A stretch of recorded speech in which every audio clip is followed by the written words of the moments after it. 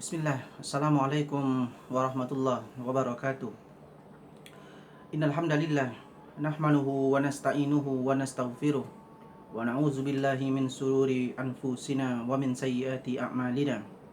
May yahdihillahu fala mudhillalah wa may yudlil fala hadiyalah. Asyhadu an la ilaha illallah wa asyhadu anna Muhammadan 'abduhu wa rasuluh. Fa inna asdaqal hadis kitabullah wa khairul hadi hadi Muhammad sallallahu alaihi wasallam wa sarau umuri muhdatsatuha wa kullu muhdatsatin bid'ah wa kullu bid'atin dolalah wa kullu dolalati finnar. Jemaah yang dirahmati oleh Allah Subhanahu wa taala, kita lanjutkan kajian fikih kita masih tentang salat witir. Ini adalah bagian yang ketiga ya, di mana pada bagian pertama kita telah mengulas tentang pengertian, hukum, kemudian waktu salat witir. Kemudian pada bagian yang kedua kita telah mengulas tentang beberapa tata cara dari pelaksanaan salat witir. Kemudian pada bagian yang ketiga ini kita masih akan membahas tentang tata cara dari pelaksanaan salat witir.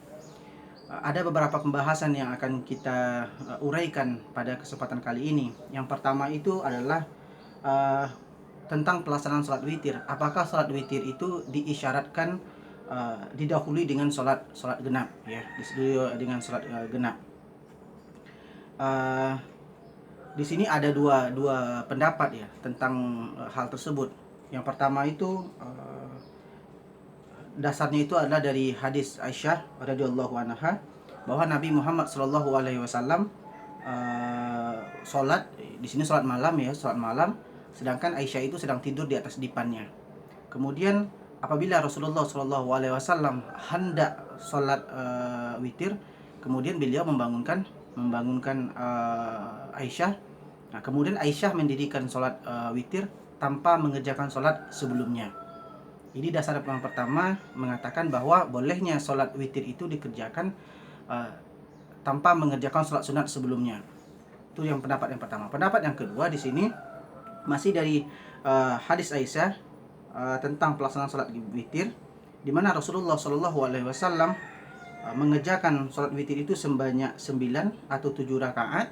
Kemudian beliau salat 2 rakaat sambil duduk ya, sambil duduk. Nah, di dalamnya disebutkan bahwa witir itu lebih dahulu dilakukan daripada salat genap. Di sini menandakan atau hal ini adalah hujjah bahwa mendahulukan sholat genap, sholat sunnah lainnya tidak menjadi syarat dalam mengerjakan sholat witir. Wallahu a'lam. Jadi di sini kita simpulkan bahwa sholat witir itu bisa kita kerjakan tanpa harus didahului oleh sholat sunat yang lain itu, atau sholat sunat yang bilangannya itu genap, tidak harus itu. Karena seperti yang salah satu yang diamalkan oleh sahabat Rasulullah SAW, ketika itu dia khawatir akan tertidur pada malam hari sehingga tidak bisa mengerjakan witir, maka kata Rasulullah maka kerjakanlah witir itu sebelum tidur ya.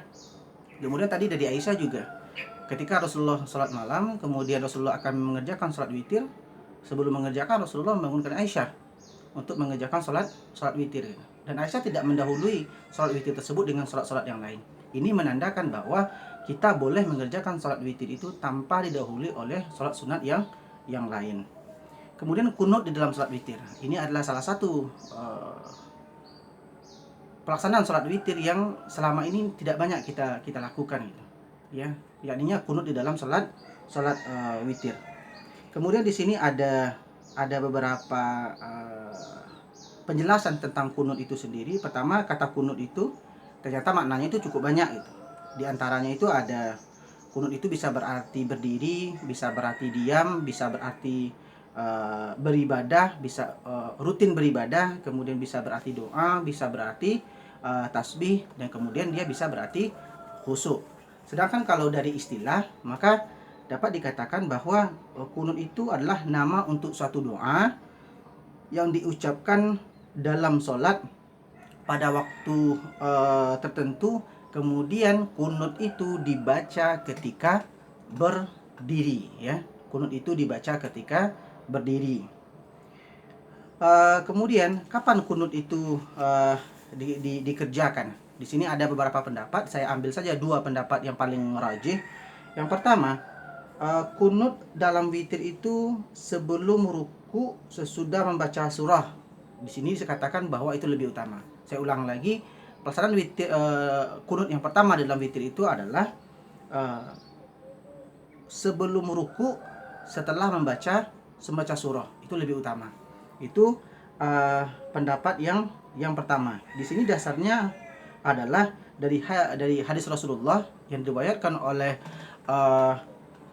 Ubay bin Ka'ab, bahwa Rasulullah Shallallahu Alaihi Wasallam mengerjakan sholat witir lalu beliau kunut sebelum ruku. Ini pendapat yang pertama. Kemudian untuk pendapat yang kedua, di sini disampaikan oleh Al-Hafiz Ibnu Hajar dalam kitabnya Fathul Bari. Beliau menyimpulkan dari riwayat dari Anas bin Malik bahwa ternyata kunut itu dilakukan itu setelah ruku, ya. Kunut itu dilakukan setelah ruku gitu. Kemudian diriwayatkan dari Abdurrahman bin Al-Aswad dari ayahnya, beliau berkata, Abdullah, yakni Abdullah yang maksud sini adalah Ibnu Mas'ud, tidak berkunut pada salat-salat lain kecuali pada salat witir sebelum ruku, ya, sebelum ruku. Ini adalah dua pendapat yang paling rajih atau yang paling banyak dilaksanakan, di mana kunut itu dia bisa dikerjakan sebelum ruku setelah membaca surah, atau dia setelah kita bangkit dari ruku, ya. Itu dulu pembahasan kita untuk hari ini. Berikutnya kita akan pembahasan kita tentang sholat witir telah selesai kita laksanakan.